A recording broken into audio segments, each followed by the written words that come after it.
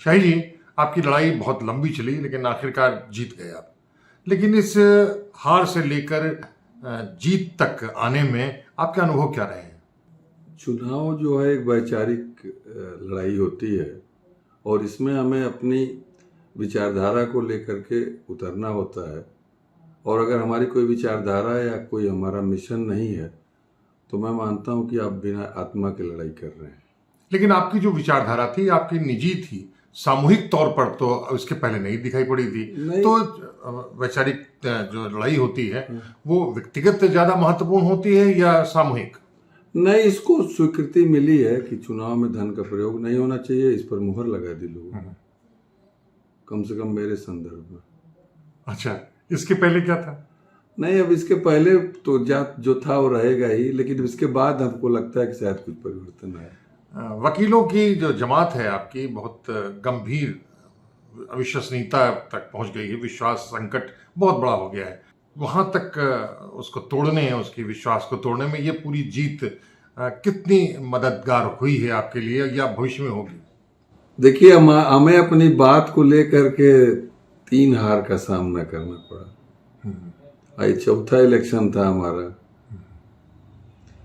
तो ये कहना कि हम बहुत मुतमईन थे अपनी जीत को लेकर के, ये अति आत्मविश्वास होगा। कहीं न कहीं मेरे मन में भी शंका थी कि क्या मैं लड़ते लड़ते ही समाप्त हो जाऊंगा या मुझे लोग स्वीकार करेंगे। समाप्त मतलब? समाप्त मतलब या तो लड़ना बंद कर दूं या जीवन खत्म हो जाए, दो में से एक चीज। अरे बाप रे! मतलब जीवन सामान्य रूप से जीवन खत्म करने का मतलब कोई और जी। कदम नहीं। मतलब जीवन की अवधि जो सामान्य रूप से मृत्यु को प्राप्त हो जाए, आदमी नश्वर शरीर को त्याग दे, या कि लोग इसे स्वीकार करेंगे। लोगों के अंदर विश्वास पैदा करने के लिए मैं बोलता जरूर था, लेकिन आज जब मैं इसमें चुनाव में मेरे पक्ष में निर्णय आ चुका तो मुझे स्वीकार करने में कतई गुरेज नहीं है कि मेरे मन में भी शंका थी कि शायद मैं एक तरफा अपनी बात कहते कहते शायद मेरे जीवन यात्रा समाप्त हो जाए। शायद जी, जो आदमी हारता है वो कुकवाता हुआ दिखाई पड़ता है। जैसे किसी शेर ने किसी लकड़बग्घे को पकड़ लिया है तो चींची चींची करना शुरू कर दिया है। लेकिन जीतने योद्धा के तौर पर जब आता है तो उसके दूसरी भाव बिल्कुल अलग होते हैं। वो जीत का उल्लास होता है। लेकिन हमें क्या बताएंगे कि आपकी इस लड़ाई में सबसे ज्यादा नुकसान किन किन तत्वों ने किया? नुकसान कर नहीं पाए इसलिए उसका जिक्र करना जरूरी नहीं है। लेकिन नहीं, अब उसको अब चूंकि समीक्षा नहीं करनी चाहिए, खास करके तब जब आप परिणाम आपके पक्ष में हो, क्योंकि इससे सामाजिक ताना बाना डिस्टर्ब होता है। अच्छा, तो ये राजनीतिक मसला आपने छेड़ दिया। हाँ, तो राजनीतिक, अब राजनीति कर रहे हैं तो हमको सब चीज़ों का ध्यान रख के ही चलना पड़ेगा, क्योंकि हमारा उद्देश्य है थोड़ा पवित्र है। और इस बात को मैं बार बार बोलूँगा कि साधनों की पवित्रता बहुत आवश्यक है। इसलिए कि अगर आप नकल करके या पैसा दे करके नौकरी पाते हैं तो फिर आप ना तो अच्छे प्रशासक हो सकते हैं, ना तो अच्छे कर्मी।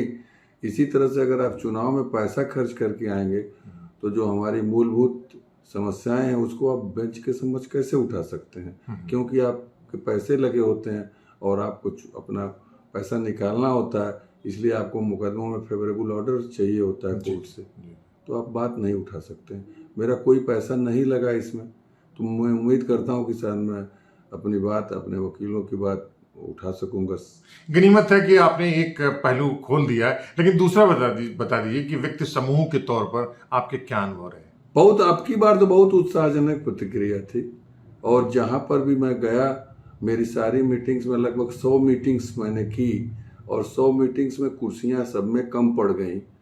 और मैं आपसे बताऊंगा, एक आध जो जूनियर्स ने मीटिंग की उसको मैंने चाय वगैरह का भुगतान किया होगा, लेकिन मैक्सिमम मीटिंग्स में सारे खर्चों का भुगतान जो मीटिंग कराता था वही करता था। ये अचानक कैसे हुआ कि वो जमात वकील जो अब बहुत विश्वास के संकट में आ गई है, वो अचानक आपके पक्ष में एकजुट? हाँ, ये मेरे लिए भी सुखद आश्चर्य था।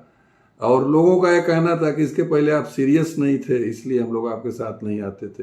मैं मानता हूँ इस बात को, हालांकि मैं मेहनत करता था, लेकिन नोटिस पहली बार किया गया मेरी मेहनत को, और लोगों ने माना कि मैं चुनाव में सीरियस था। तो जब मान लिया लोगों ने तो खुद भी सीरियस हो गए। आप उस पूरे मामले में किस तरीके से देखते हैं वो हमारे चिंता का बहुत विषय नहीं है, लेकिन हमें जितने जानना चाहते हैं कि एक अजीब से चरित्र का वो जम्मू हुजूम था, वो हुजूम ने अपना, चाहे वो धन को लेकर के, जाति को लेकर के, धर्म को लेकर के, जिस तरीके से अपना बदलाव लिया है, वो क्या कारण थे? क्या आपका वाक शैली, आपका चरित्र, या एक वो हठ जो आपको चुनाव में पैसा नहीं खर्च करना है, या किसी चीज अन्याय के प्रति उसके प्रति विरोध भाव रखना है आपको, या समरसता के भाव लेकर के आना है? क्या इन चीजें क्या बेहतर? अब देखिए, बहुत टू बी फ्रैंक, चुनाव में मैं कहूँ कि मेरे पैसा नहीं खर्च हुआ होगा तो ये तो संभव नहीं है। 100 मीटिंग्स हुई हैं, तो 100 मीटिंग्स में अगर मिनिमम भी कुछ खर्चा हुआ होगा तो उतना ही खर्चा हुआ होगा जितना लोग करते हैं। लेकिन ये चूंकि कंट्रीब्यूशन से सब ने किया है, किसी एक व्यक्ति ने नहीं किया, तो इसको मैं यही मानूंगा कि मैंने 1 रुपया भी खर्च नहीं हुआ। अब राजनीति तो ऐसी है, बिना पैसे का क्या हो सकता है। तो ये मानते हैं आप पे सामूहिक जीत है? आपकी सामूहिक जीत है, सबकी जीत है, और मेरा प्रयास लोगों ने रिकॉग्नाइज किया, इसलिए मुझे भी अच्छा लगा। लेकिन ये आश्चर्यजनक बात है कि जो बाकी आपके 5 प्रत्याशी थे, उनके पास कुल जितना वोट मिला उससे ज्यादा आपको मिल गया था। ये चमत्कार कैसे हो पाया? नहीं, कुल जितना तो नहीं मिला है, लेकिन हमारी मार्जिन ज्यादा थी। जिससे मैं जीता हूँ उससे मेरे लगभग 400 की मार्जिन थी। तो 400 वोटों की मार्जिन का मतलब है कि मुझे सकारात्मक वोट मिले, और जाति गणित का जो संतुलन की बात की जा रही थी वो भी मेरे पक्ष में गया, और मुझे उस वर्ग का भी पर्याप्त वोट मिला जिस वर्ग से 5 लोग खड़े। वही तो आश्चर्य की बात है। हाँ, वो आश्चर्य की बात। ये एक ठाकुर हैं आप, क्षत्रिय हैं, और 5 ब्राह्मण आपके साथ, आपके खिलाफ खड़े हो गए। ये कैसे आपने उन पर पंजा मारा? ये कैसे सुलझाया, दुलाया, या उनको सहला दिया, या उनको कैसे शांत किया आम मतदाताओं के मन में उनके प्रति? देखिए, अब की बार लगता है लोगों ने ठाकुर नहीं, ठाकुर बाबा मान लिया मुझे। अच्छा। हाँ, बस इसका उत्तर है ये। अच्छा, क्या आप बताएंगे कि ये जो बदलाव आया है वकीलों के चरित्र का, उनके हुजूम का, ये इस कार्यकाल तक तो आप जीते हैं, उसके बाद अगले चुनाव में क्या वही भाव बना रहेगा, या उनमें कोई ह्रास या बढ़ोतरी होगी? नहीं, देखिए, नेता जो है कभी परिस्थितियों का निर्माण नहीं करता है, परिस्थितियां नेता का निर्माण करती हैं। तो परिस्थितियां कुछ ऐसी थी जिसकी वजह से मेरे पक्ष में लोग आए। अपनी बार की वित्तीय कुव्यवस्था थी और भेदभाव था, और ये सब चीज़ों के परिप्रेक्ष्य में फिर मेरे पुराने कार्यकाल को लोगों ने याद किया और मुझे फिर से मौका दिया। इसी वजह से एक क्रॉस कास्ट मुझे वोट दिया गया। लेकिन सचिव का कार्यकाल आपका अलग था, अब ये नया अध्यक्ष का है। दोनों के दायित्वों में अलग अलग बिल्कुल कुछ जिम्मेदारियां भी ज्यादा हैं। अब मुझे ज्यादा सहनशीलता का भी प्रदर्शन करना होगा। सचिव का कार्यकाल एग्जीक्यूटिव होता है, वो CEO होता है, चीफ एग्जीक्यूटिव ऑफिसर, उससे उम्मीद भी की जाती है।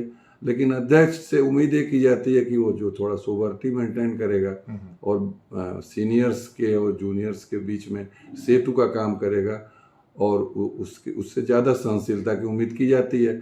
और मैं जब सचिव था तो उम्र मेरी 52 थी, आज 62 है। तो 62 तो सीनियर सिटीजन भी मैं हो चुका हूँ। सीनियर एडवोकेट नहीं हूँ, लेकिन सीनियर सिटीजन हूँ। तो आप कायदे आजम की भूमिका में आ गए हैं, योद्धा नहीं है? नहीं, योद्धा तो मैं नहीं रह गया हूँ, लेकिन मेरी ये व्यक्तिगत जिम्मेदारी है कि जो प्रक्रिया शुरू हुई है इसको आगे जारी रखने में मैं सहयोग करूं।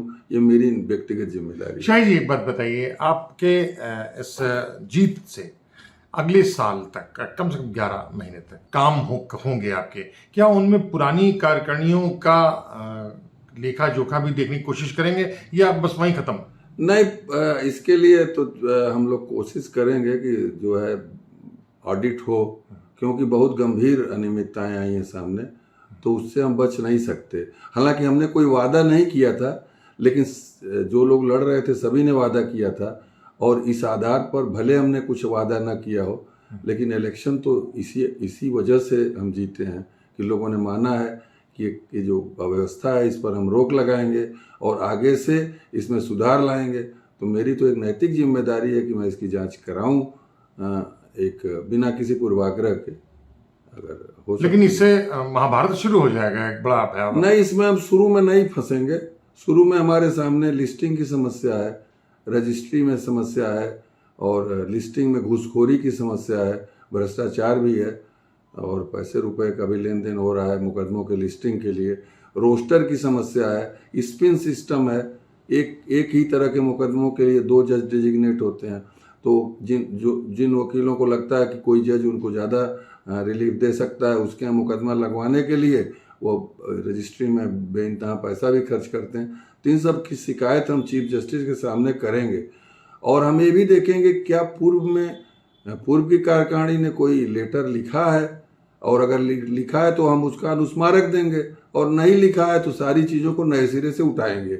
अभी हमें नहीं कह सकते कि पूर्व की कार्यकारिणी ने कोई प्रयास नहीं किया, जब तक कि हम ऑफिस से जूम नहीं कर लेते हैं, जो कि कल 21 तारीख को हमें जूम करेंगे। तो उसके बाद हम देखेंगे कि पूर्व कार्यकारिणी ने क्या लिखा पढ़ी की है, और नहीं लिखा पढ़ी की है तो हम फ्रेश करेंगे, या सिर्फ पूरे साल सिर्फ माला और जन्मदिन ही मनाते रहे हैं, ये भी हम देखेंगे। अभी हम आधिकारिक तौर पर नहीं कह सकते कि वो सिर्फ जन्मदिन और लड्डू ही खाते रहे या उन्होंने कुछ लिखा पढ़ी भी की वकीलों की समस्याओं को लेकर के, और रजिस्ट्री और लिस्टिंग और रोस्टर इन सब के बारे में कोई लिखा पढ़ी की है या नहीं की है अभी मुझे नहीं मालूम।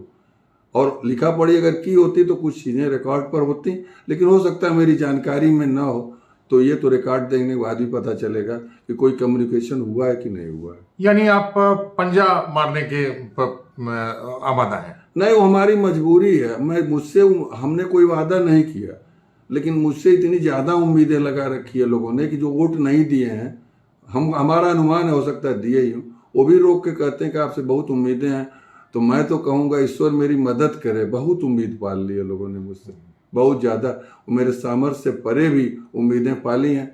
लेकिन आपको ईश्वर शक्ति प्रदान करता है सब करने के लिए। एज ए व्यक्ति तो मैं एक उम्र दराज व्यक्ति की श्रेणी में हूँ, स्वास्थ्य भी बहुत अनुकूल नहीं रहता है, और लेकिन एक मुझे लगता है कि सबके सहयोग से मैं कुछ कर सकूँगा, और ये कार्यकाल जो है ऐतिहासिक होगा, सबका होगा, मेरा अकेले का नहीं।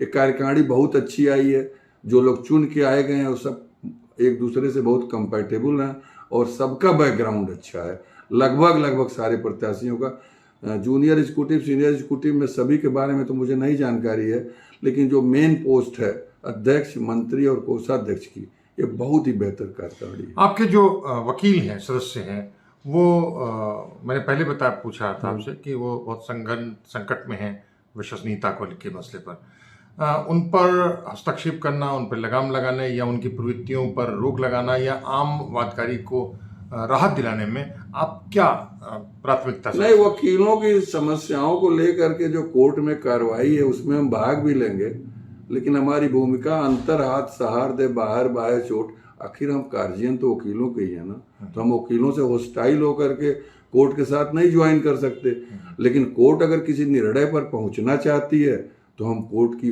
मदद करेंगे कि आप उस निर्णय पर पहुंचिए। तो ये है R D Shahi ji Awadh bar association high court की सबसे बड़ी संगठन है वकीलों का, उसके नए बिल्कुल अध्यक्ष चुने गए हैं, और 3 बार की पराजय के बाद ये पहली बार ये मौका है जब उन्होंने पहली बार मशक्कत की और बाकायदा जीत गए हैं। तो अगली बार फिर किसी दूसरे मसले पर, किसी दूसरे स्थान पर, किसी दूसरे लोगों के साथ हम फिर हाजिर होंगे। तब तक दौलत अली कुमार सोहेल को इजाजत दीजिए। नमस्कार।